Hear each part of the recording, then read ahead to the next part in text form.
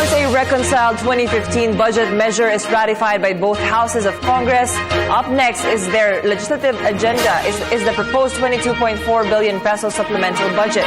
The measure is expected to be tackled during the remaining days of session before Congress goes on a Yuletide break.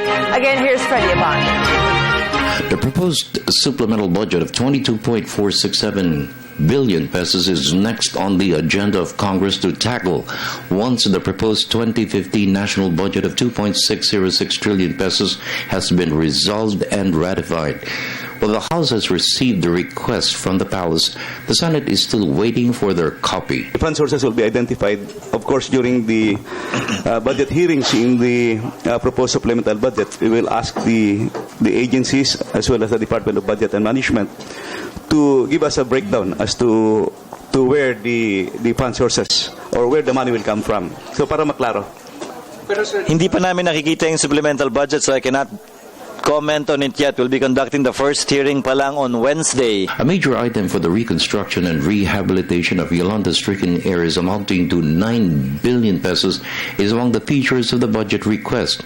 Senate Finance Committee Chairman Francis Escudero said the government should first account for the amounts of 137 billion pesos allocated for the year to include 14 billion peso supplemental budget to cover the rehabilitation and reconstruction of all areas devastated by natural and man-made calamities, to include Super Typhoon Yolanda.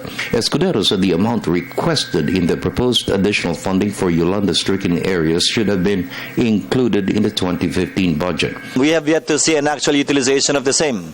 So hanggang di nauubos yun, we will always question any additional budget cover for Yolanda and other calamities. An option, of course, would be to simply include in the proposed supplemental budget a provision that can activate the 20 and 80 billion in the programmed and unprogrammed fund found in the 2014 budget that might have been affected by the DAP ruling. House Majority Leader Naphtali Gonzales Jr. stressed the House is committed to approve the supplemental budget to include the funding for permanent housing for survivors of Typhoon Yolanda. Gonzales sees no reason why the Senate will not yield its position for the welfare of those who lost their homes and even loved ones. The fact remains na kailangan pa rin. At this point, we have to trust the government. Mahirap naman yan na unless they are able to show proof na hindi yan ang kailangan mong pondo. Wag natin pag-usapan na hindi pa nga nagagamit yung ibang pondo.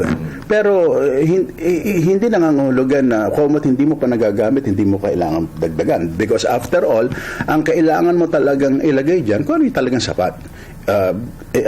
Heeding the lessons yung other mga disasters, mga Pablo na up to now nagko-complain. For the People's Television Network, this is Freddie Abando reporting.